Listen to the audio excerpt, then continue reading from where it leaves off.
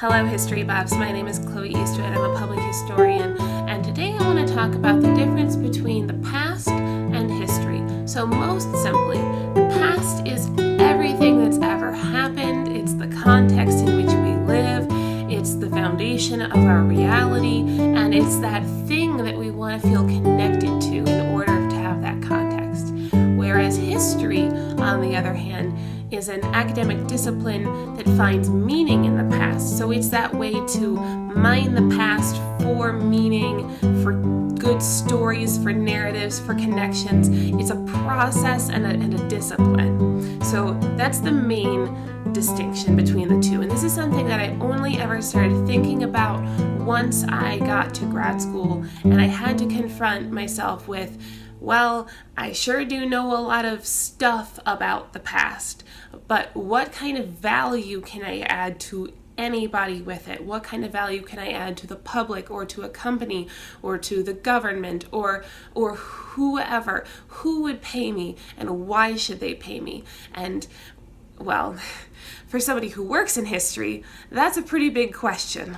My job essentially is to use historic representations and traces, so paintings, historic spaces where things happened, statues representing either a triumph or a person or what have you, and to interpret those traces to make meaning for the public. So as an interpreter, I help people tap into those stories or those meanings that were already there, and I help them access it. So I create value in that way. Until I began to think about it like this, I had a lot of anxiety about trying to save everything from the past. I thought that if anything were allowed to be damaged or lost or broken or repurposed or changed or fade or anything, I thought that that would be a disrespect to the past. I thought we would be losing important ties to the past, when really, if you try to save absolutely everything, you're not really doing history, you're just hoarding things. There always has to be a balance between preservation and interpretation, because interpretation is where you actually make meaning. If you just have a lot of stuff, isn't it neat? Wouldn't you think the collection will never be complete because you don't do anything with it and you derive no joy from it? There always has to be a balance between collecting and preserving on one hand and interpreting and curating on the other hand, because if you don't interpret it, then you never get to tap into why this stuff matters. Why is it cool? How do you get meaning from it? So then how much should you be preserving? If not everything, then how much? And I think it'll be different for every institution depending on their resources and their mission. But I think a good rule of thumb, a good place to start, is to ask yourself, how much can we meaningfully interpret? Because if you have a lot of stuff and you don't actually get any joy from it, you don't get any meaning from it, you don't even think it's cool anymore, you're just taking care of things all day, well, how is that useful or helpful to the collector or to anybody?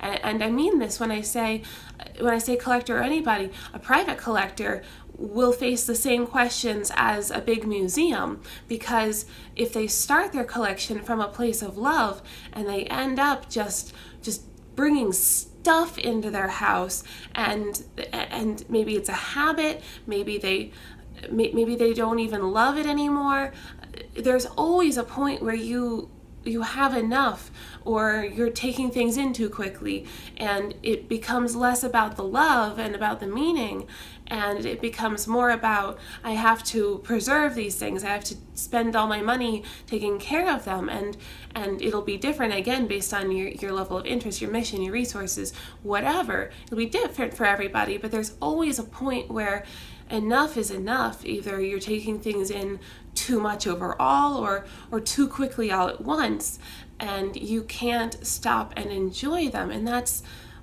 why we collect things in the first place. We collect them to enjoy them. The material culture that we live in is easily translatable to the process of picking which stories to tell, because even though they aren't the things, you only ever have so much time in a book or on a tour. You have to pick very carefully what you decide to tell to an audience. And one thing I like to say on my tours is, while history doesn't repeat, it does rhyme. So we see the same themes, the same dynamics unfolding over time, and those can be really resonant with the present. It can be a good way to tap into that so what, or tap into that building a context, into that understanding and that historical space that you can relate to and play around in. So for one example, I recently was doing some research about Huey Long and FDR, and that was really interesting to me because I saw so much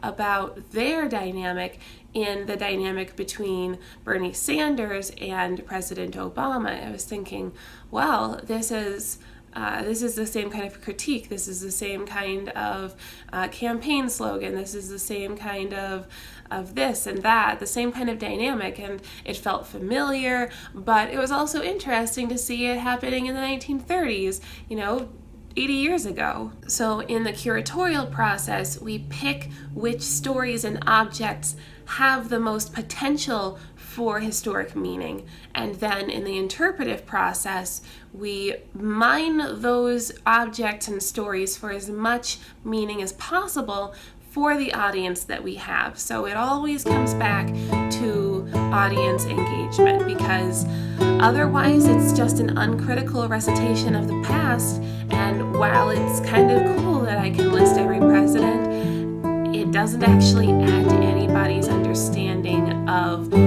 history. And that's why I'm paid to do my job. History is a professional field which interprets the past, which everybody has access to. I hope you've enjoyed my video. Do let me know in the comments what kind of history you like best and how you feel best connected to it. And give me a like and a subscribe if you enjoy the content and want more. And until next time, make history.